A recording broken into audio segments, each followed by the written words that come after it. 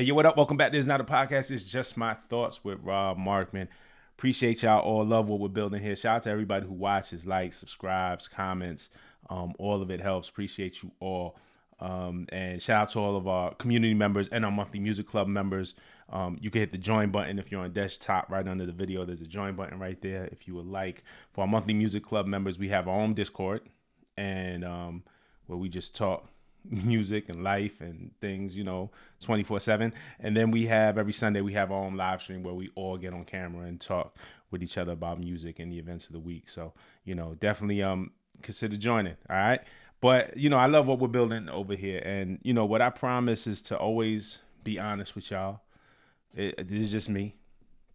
I'm not going to give you the WWE version of me. There's not going to be, the yelling, the theatrics, the crashing out, for sake of views. I'm not going to give you a hot take just to stir things up. I mean, these are just my thoughts, and I'm human. My thoughts are subject to change at any moment, but I'll be honest with y'all about that.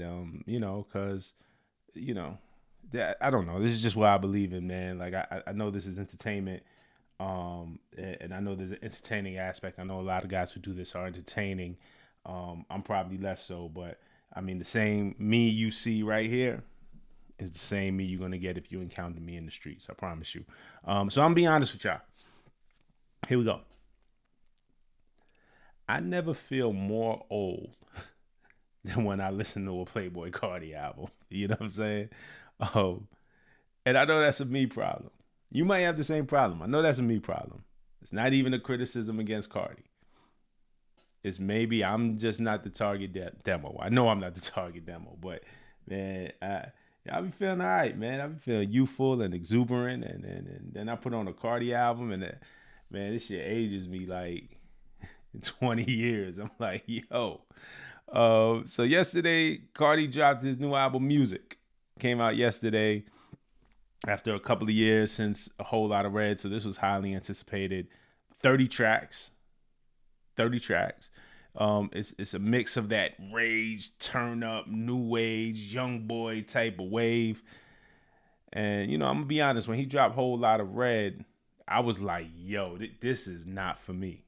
Like Whole Lot of Red was like the first album. Even Dial It, I heard Dial It. I'm like, all right, yeah, I get it. Like, you know what I'm saying? Even if this is not like my shit, obviously Magnolia was a big hit in the beginning, Wake Up Like This. So, there was certain things I was fucking with. Dial It, I'm like, okay, I get it. Whole Lot of Red was like the first album that I'm like, oh shit, this, man, there's just nothing here for me. And again, that's a me thing. There's definitely joints on this album. I feel differently about this album than I did Whole Lot of Red. My initial reaction to this album was different to Whole Lot of Red. So boom, this is what I'm gonna do. I'm gonna alternate between things that I appreciated about the album while listening and things that I didn't like, or things that confused me, or things that I didn't get, or things that just weren't good to me. And keep in mind this album's been out for one day, but these are just my thoughts, right? So right off the bat, things that I appreciate: Swamp Izzo.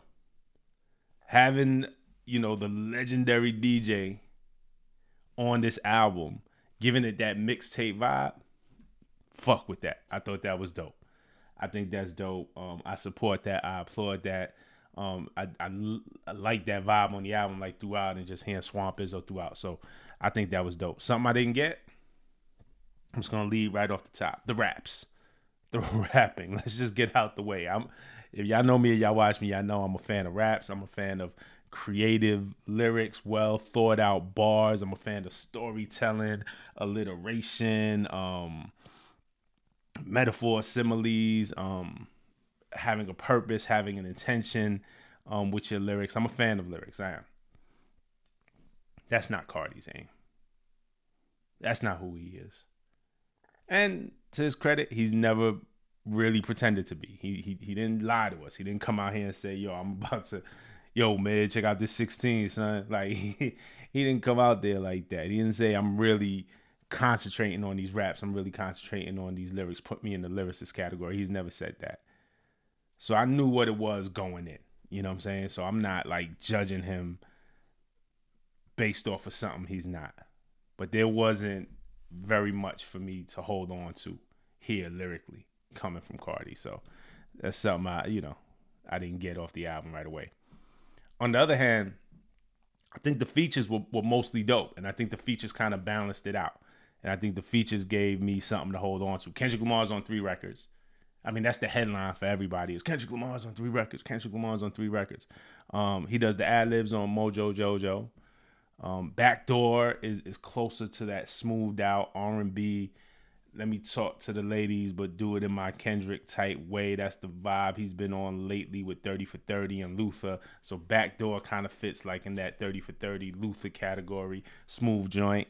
And then Good Credit is where Dot really is doing the rapping. And I want to preface it, and I want to be real. I mean, the bars are dope, the verse is dope. Good Credit, like dope.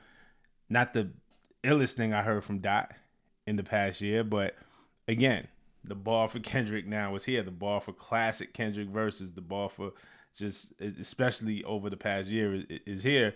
It's a good verse. It's a good Kendrick verse. I mean, it's a better verse than most. Is what I'm saying. What I'm saying. I guess what I'm trying to preface. I'm not sitting here again like the WWE. Like, oh my God, this is the illest shit I've ever heard. Kendrick killed it. He absolutely killed it. He rapped on it. He killed it. But it's not like something you haven't heard before or something that is gonna like just blow your mind away. But I appreciated the verse. 2 bars right off the bat is when he goes, Eliante go big, white gold link fall on the belly, the emerald cuff for hers and his, that bitch on point like ASAP Relly. I thought that was pretty funny and timely. You know what I'm saying? Like a timely bar, like ASAP Relly, we know had the took Rocky to court, said that Rocky shot him. Rocky found not guilty on none of it. So that bitch point like ASAP Relly, like you just see Relly on the stand just pointing.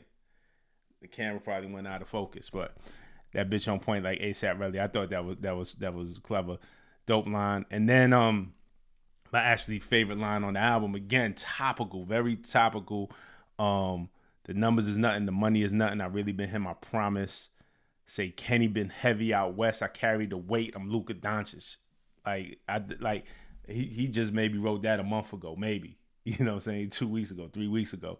I think that's dope. Reminds me, and I saw this kind of conversation about like, it might have been on Joe Budden podcast about guys who gave you relevant newsy bars and sports metaphors, but it was like very up to the minute. And the thing with those bars are dope because they hit when it's relevant. But 10 years from now, if Luka gets traded, it might not make any sense, right? To a future generation. So there's the gift and the curse with those bars. But those type of bars, Joe Budden was always really good at giving you those type of bars. Fab was always good at giving you those type of bars. Wale is great at giving you those type of bars. So the numbers is nothing, the money is nothing. I really been him, I promise. Kenny been heavy out west and carried the weight. I'm Luka Doncic. Dope bar. Best line on the album for me. Like I laughed when I heard that. I'm like, oh, that's clever. Okay, something I didn't like. I didn't like not getting a feature list with this album. I didn't like not getting production credits when this album dropped. I didn't like having to figure out who's who, what's what, and where's where. To me, that's like the context of the album, right? Like I enjoy that. I'm a nerd for that. Like, of course, yes, just take the music for the music. Do you like the song or not? Does it matter who produced it or not? Yes, there's absolutely a case for that. But this trend of not getting metadata, this trend of, especially when you have so many collaborators, and not knowing who's who. Now, all the guests on here, you can kind of tell off of the voices. I could tell Travis Scott when I hear him. I know Future when I hear him. I know Kendrick when I hear him. I know Ty Dolla $ign when I hear him. I know The Weeknd when I hear him. But I didn't like not getting a feature list and not getting production credit. To me, it's like, you ever go to a restaurant and it's like dark, not even like dimly lit, but just a dark restaurant? I like to see what I'm eating. I like to see what's on my plate, man. Oh, okay, y'all put capers in this? Cool. Okay, now I know there's capers. If I feel like having some capers, definitely, I don't want to accidentally eat a caper. A loose analogy, but I hate dark restaurants. So, there's that. That being said, as far as features go, I like Kendrick, obviously. Like I said, I think the features help balance this album for me. I like Travis Scott on Philly. and I normally like don't love Travis features. I always feel like Travis on his own albums are way better than when Travis is just giving a one-off to me for the most part. And I like Travis Scott on Philly. I thought Weekend was good on Rather Lie. I like Ty on We Need All the Vibes. Future was good on he's on two joints. Charge Them Hoes a Fee, and I thought he really did his thing on Trim. I thought Future really did his thing on Trim. So I didn't like Cocaine Nose. Maybe I didn't get it, but I'm like, yo, we rapping about sniffing coke now? I don't know. Maybe I'm missing something. And again, I don't want to be the old man about it. Like, you know, Raekwon rapped about smoking crack on Cream. But he didn't make it sound appealing. He made it sound like the worst thing in the world, right? Cracks and weed, the combination made my eyes bleed. So for my young impressionable mind, is like, okay, stay away from that. Crack and weed made his eyes bleed. I don't want no parts of that. You know what I'm saying? You know, I felt like it was more cautionary. Rappers definitely sniff coke. We don't hear about it too often. So Cocaine Nose, I didn't know what that was about. I'm like, nah, okay. I thought the Rich Kid sample on Like Wheezy was a very dope choice. Was a very dope callback to the early 2010s, like Atlanta vibe that, you know, there's been a lot of discussion, especially after GNX, about regionalism and regional sounds and what region did that, and staying true to your region and staying true to your sound. Like, there was nothing like Atlanta in 2010s. You know what I'm saying? The Rich Kids, like, you know, and leading up to those couple of years, like coming like maybe right out of the Snap era and then moving in, you know what I'm saying? So I thought the Rich Kids sample on Like Wheezy was a dope, excellent choice. They sampled Rich Kids Bend Over. I thought that was excellent. I did like South Atlanta Baby. I thought that was like a dope closer to the album. I did like that record. I think Crush is a good song. You know, I thought the story he was telling on HBA was cool, even though I didn't like the record. Like HBA overall, him just telling the story about how he started and, you know, whatever, people were trying to bite his style and his influence. And then, you know, he really ends it about him having kids now and stuff like that. I appreciated the attempt at storytelling and kind of learning a little bit of what makes Playboi Carti tick. I didn't love the song so much, but I appreciated the substance that he sprinkled in. It's also not a super deep record. I'm not saying that, but there was things I'm listening to it. I'm like, oh, okay, that's his life. Okay. Like it kind of more felt like the real him. I don't know. Overall, I feel like this. These kids, this younger generation, they need their own heroes. They need their own wave. It's certain shit they gonna gravitate to.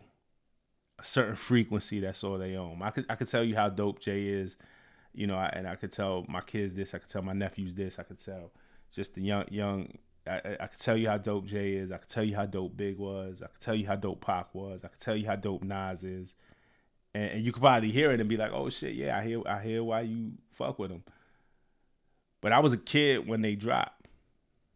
That was our wave then. Like, you know what I'm saying? Like, my wave wasn't, I might have respected Melly Mel, or even a Run DMC. I might have respected a Run DMC when Nas was out, but it wasn't like my shit.